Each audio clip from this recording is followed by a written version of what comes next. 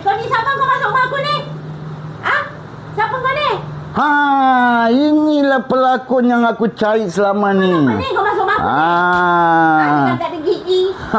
Inilah pelakon yang aku cari selama ni. Saya cari Kau cari siapa? Saya memang nak cari seorang pelakon wanita. Jadi saya tengok gaya awak bercakap ni lah yang saya suka sekali. Berlakon apa? Nak berlakon apa ni? Ini lakonan yang terbaik, insyaAllah. Saya ada buat sebuah filem. Kau baru masuk rumah orang? Ha? Kau datang-datang nak cari pelakon, Nama saya Abang Zai. Awak boleh panggil Abang Zai handsome, Abang Zai sengit, Abang Zai botak pun boleh. Handsome? Aku tengok handsome tak ada pun handsome dengan gigi tak ada. Itu tak kisah. Saya adalah pengarah filem. Pengarah filem? Sekarang saya tengah nak cari seorang pelakon. Aku cakap dulu, aku nak panggil apa Abang Zai sengit boleh? Suka hati awak. Awak nak panggil sengit, mengit ke, botak-botak cin ke, apa awak nak panggil, panggil lah. Handsome boy ke, panggil lah. Sekarang apa dah tua? Okey, sekarang saya nak bagi tahu awak.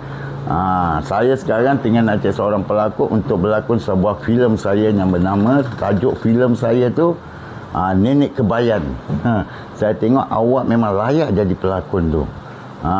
Jadi sekarang jalan cerita dia, awak nak tahu macam mana jalan cerita dia? Nenek Kebayan?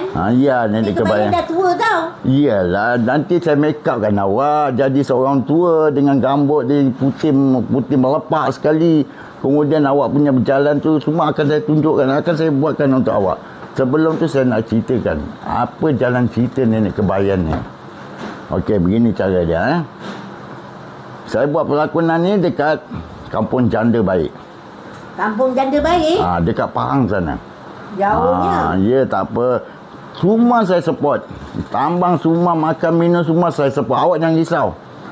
Pasal apa, kita nakkan satu lakonan yang terbaik nanti, insyaAllah akan lahir awak jadi seorang pelakon yang terbaik.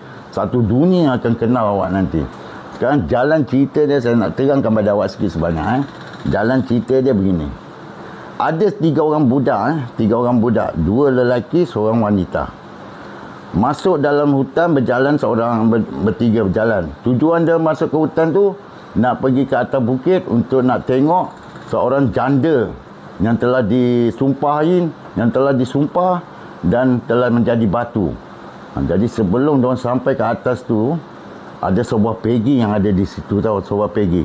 Jadi diorang tengok dekat pegi tu ada banyak jenis ikan.